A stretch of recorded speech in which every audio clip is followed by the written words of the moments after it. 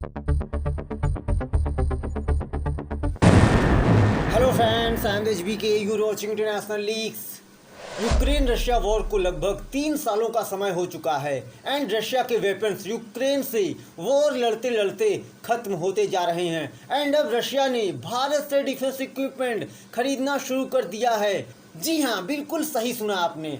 Russia जो भारत को सबसे ज़्यादा वेपन्स एक्सपोर्ट करने के लिए जाना जाता है, वो अब उल्टा इंडिया से डिफेंस इक्विपमेंट खरीद रहा है. और आज हम इस वीडियो में जानेंगे कि आखिर क्यों रशिया इंडिया से डिफेंस इक्विपमेंट खरीद रहा है एंड खरीद चुका है. सब कुछ इस वीडियो में जानेंगे. It's very informative and interesting video. शुरू करने से पहले अगर आपने हमारे चैनल को सब्सक्राइब नहीं किया तो इसे सब्सक्राइब जरूर कर लें. तो चलिए शुरू करते हैं वीडियो.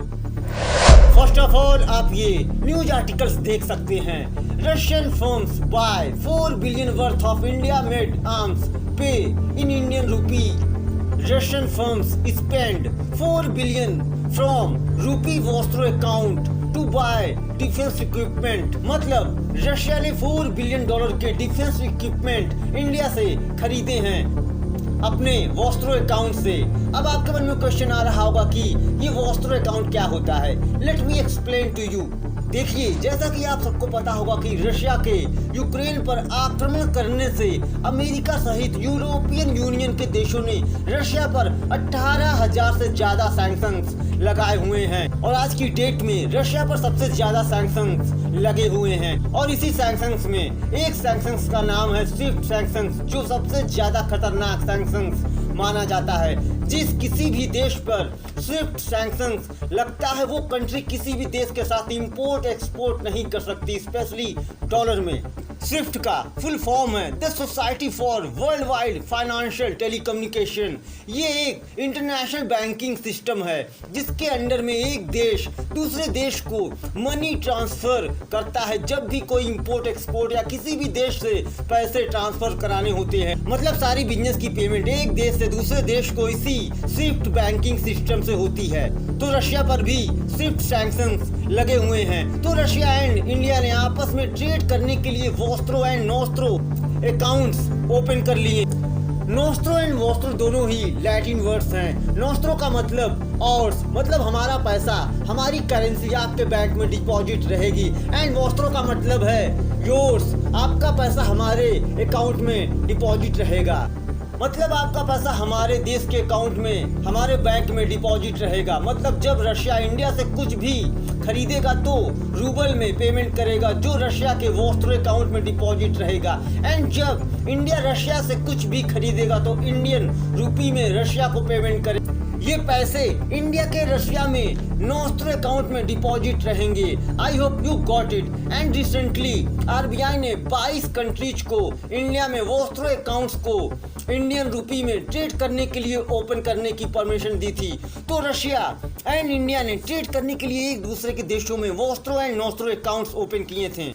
और जो रशिया के एक्सपोर्टर्स हैं जिन्होंने इंडिया से रिसेंटली ट्रेड किए थे, उन्होंने उसी वॉस्ट्रो अकाउंट से $4 बिलियन के made in India defence equipment खरीदे हैं. और ये 4 बिलियन के फंड्स रशिया के वॉस्ट्रो अकाउंट में पड़े हुए थे. इसके अलावा अक्टूबर तक रशियन एक्सपोर्टर्स के $8 बिलियन वॉस्ट्रो अकाउंट्स में जमा थे, जिससे रशिया इंडिया में इंडियन रूपी में ट्रेड करता है, जो डोमेस्टिक बैंक द्वारा मैनेज किया जाता है बिहाफ ऑफ फॉरेन बैंक. और रशिया के लिए इंडिया में ज्यादा इन्वेस्टमेंट अपॉर्चुनिटी न होने के कारण रशियन एक्सपोर्टर्स के पैसे 8 बिलियन वॉस्ट्रो अकाउंट्स में पड़े हुए थे. और इन 8 बिलियन में से रशिया ने 50% 4 बिलियन के फंड से इंडिया से डिफेंस इक्विपमेंट. वैसे अभी एग्जैक्ट अमाउंट वॉस्ट्रो अकाउंट्स में कितना है, कितने फंड का यूज किया गया है, ये क्लियर नहीं है. और RBI ने जुलाई 2023 में 20 बैंक्स को 22 कंट्रीज से पार्टनर्स बैंक के साथ ऑपरेट करने की परमिशन दी थी, जिससे लोकल करेंसीज में बायलैटरल ट्रेड को प्रमोट किया जाए. और उन देशों में रशिया भी था. और इसी वॉस्ट्रो अकाउंट का यूज करके रशिया इंडिया से गुड्स इंपोर्ट करवाता है.